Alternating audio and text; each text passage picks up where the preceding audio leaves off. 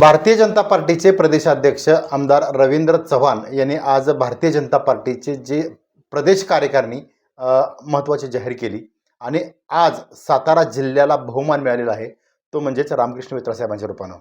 आणि रामकृष्ण वेताळ साहेब हे भारतीय जनता पार्टी किसान मोर्चाचे प्रदेशाध्यक्ष यांची निवड झालेली आहे. नमस्कार सर. नमस्कार. अभिनंदन पहिल्यांदा. धन्यवाद. थँक्यू. पहिली प्रतिक्रिया थोडं या निवडीबद्दल. खरं तर गेली अनेक वर्ष मी भारतीय जनता पार्टीचं काम करतोय.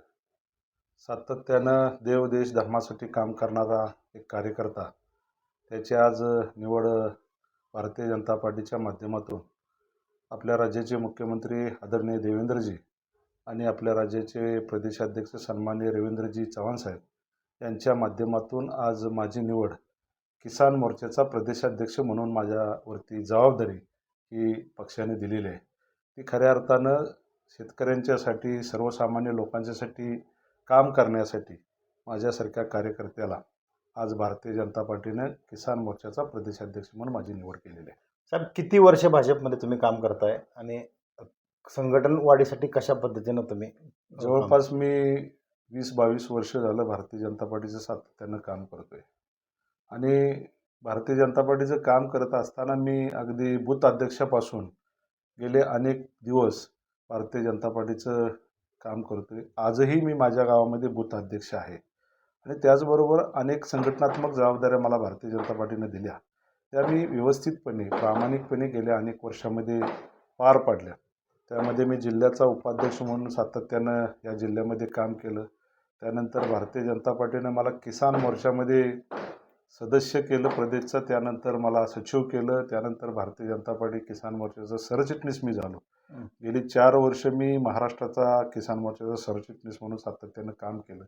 आणि आज माझ्या कामाची पोचपावती आणि सर्वसामान्य कार्यकर्त्याला न्याय देण्याची भूमिका ही सातत्यानं भारतीय जनता पार्टीची असल्यामुळं आज माझ्यासारख्या एका शेतकऱ्याच्या मुलाला, कायमस्वरूपी मी शेतकऱ्यांचा आवाज उठवणारा कार्यकर्ता म्हणून माझी भारतीय जनता पार्टीनं आदरणीय रवींद्र चव्हाण साहेबांनी आज माझी किसान मोर्चाचा प्रदेशाध्यक्ष म्हणून माझी निवड केलेली आहे. मी खऱ्या अर्थानं भारतीय जनता पार्टीचे मुख्यमंत्री आदरणीय देवेंद्रजी, आदरणीय रवींद्र चव्हाण साहेब, त्याचबरोबर आपले माजी प्रदेशाध्यक्ष चंद्रशेखर बावनकुळे साहेब, त्याचबरोबर आदरणीय चंद्रकांत दादा पाटील, आदरणीय छत्रपती शिवेंद्र महाराज, आदरणीय छत्रपती उदयन महाराज आणि त्याचबरोबर आदरणीय जयकुमार गोरेभाऊ यांच्यापासूनचं धन्यवाद मानेन. कारण या सर्व नेत्यांनी माझ्यासारख्या कार्यकर्त्यावर आज महाराष्ट्राचा किसान मोर्चाचा प्रदेशाध्यक्ष म्हणून जबाबदारी माझ्या खांद्यावरती दिलेली आहे. मी प्रामाणिकपणे आणि शेतकऱ्यांचा आवाज हा सातत्यानं सरकारपर्यंत पोहोचवण्यासाठी, किंबहुना सरकारच्या अनेक योजना, ज्या केंद्र सरकारच्या योजना असतील, त्याचबरोबर महाराष्ट्र सरकारच्या ज्या शेतकऱ्यांच्यासाठीच्या योजना असतील, त्या सातत्यानं शेतकऱ्यांच्यापर्यंत पोहोचवण्याचं काम भविष्याच्या काळामध्ये प्रामाणिकपणे करेल. साहेब, एक प्रश्न, जिल्हा परिषदेमध्ये जे काय झालं ती सगळ्यांना माहिती आहे. खरं तर त्यानंतरची तुमची भूमिका म्हणजे निवडून आल्यानंतरची तो क्षण कसा, की आता तुम्ही अपक्ष निवडून आलेला आणि खरं तर भाजपला सुद्धा गरज होती, इकडं राष्ट्राला गरज होती किंवा शिवसेनेला गरज होती, त्यावेळेस तुमची भूमिका कशी होत गेली तुमची ती? खरं तर मी सातत्यानं गेले अनेक वर्ष हिंदुत्ववादी विचाराचं काम करणारा कार्यकर्ता आहे. आणि त्याचबरोबर मी भारतीय जनता पार्टीमध्ये गेल्या अनेक वर्षापासून एकाच पार्टीमध्ये मी काम करतो आहे. त्यामुळं माझं जरी जिल्हा परिषदेला मी अपक्ष म्हणून निवडणूक लढलो असलो तरी सातत्यानं आपण सगळ्यांनी बघितलं असेल की माझी थीम जी होती ती हिंदुत्ववादी विचाराचीच थीम होती. किंबहुना प्रचाराचं आमचं जे नियोजन होतं हे भारतीय जनता पार्टीच्या ज्या पद्धतीचं नियोजन असेल त्या पद्धतीचंच, किंबहुना पॅरलल भारतीय जनता पार्टीचाच एक उमेदवार उभा राहिलेला आहे. अशा पद्धतीनं आम्ही जिल्हा परिषद निवडणूक लढलो. किंबहुना भारतीय जनता पार्टीचाच हा उमेदवार उभा होता. अशा पद्धतीनं आम्ही समाजामध्ये गेलो, मतदारांच्याकडे गेलो आणि तो आम्ही यशस्वी पार पाडला. आणि त्या ठिकाणी विद्या रामकृष्ण वेताळ म्हणून आपल्या उमेदवार निवडून आल्या. परंतु उमेदवार निवडून जरी आला तरीसुद्धा माझं मनोमन मन म्हणत होतं. अनेक लोक मला सांगायचे की आपण यांच्याशी चर्चा करू, दुसऱ्या पार्टीशी चर्चा करू, परंतु माझं एकही वेळा मन हललेलं नाही. कारण माझा सार्थ विश्वास किंवा सार्थ अभिमान भारतीय जनता पार्टीवरती आहे. आणि त्याचबरोबर या राज्याचे मुख्यमंत्री आदरणीय देवेंद्रजींचा माझ्यावरती विश्वास आहे आणि माझा देवेंद्रजींच्यावर खूप मोठा विश्वास होता. राज्याचे प्रदेशाध्यक्ष रवींद्र चव्हाण साहेबांच्यावरती माझा विश्वास होता. कारण गेल्या अनेक दिवसापासून माझ्यावरती अनेक जबाबदाऱ्या भारतीय जनता पार्टीने दिलेल्या होत्या. जरी आपण आज अपक्ष म्हणून निवडून आलो असलो तरी निश्चितपणे आपण भारतीय जनता पार्टीचाच उमेदवार आहे, किंबहुना भारतीय जनता पार्टीचाच हा सदस्य आहे, हा सातत्याने मी लोकांच्यापर्यंत पोहोचवण्याचं काम केलं. साहेब, आज सकाळपासून फोटो व्हायरल खूप होतोय. मुख्यमंत्री तुम्ही आहेत, मॅडम आहे तुमच्या, आणि या एका बाजूला शिवेंद्रराजे आणि जयकुमार गोरे. कधी भेट झाली आणि काय चर्चा झाली? परवा खरं तर सोमवारी आमची सगळ्यांची भेट झाली. ज्यावेळेला देवेंद्रजींच्याकडे आम्ही भेटायला गेलो त्यावेळेला माझ्याबरोबर या राज्याचे बांधकाम मंत्री आदरणीय छत्रपती शिवेंद्र महाराज आणि या राज्याचे ग्रामविकास मंत्री आदरणीय जयकुमार गोरेभाऊ हे आमच्या दोघांच्या बरोबर होते. त्या ठिकाणी चांगली चर्चा आमची देवेंद्रजींच्या बरोबर झाली आणि देवेंद्रजींनी आम्हाला दोघांना आशीर्वाद दिला, तुम्ही चांगलं काम करा आणि भारतीय जनता पार्टीचे विचार तळागाळापर्यंत पोहोचवा, असा आशीर्वाद देवेंद्रजींनी दिला आणि तो आशीर्वाद घेऊन आम्ही या ठिकाणी जिल्ह्यामध्ये परत आलो.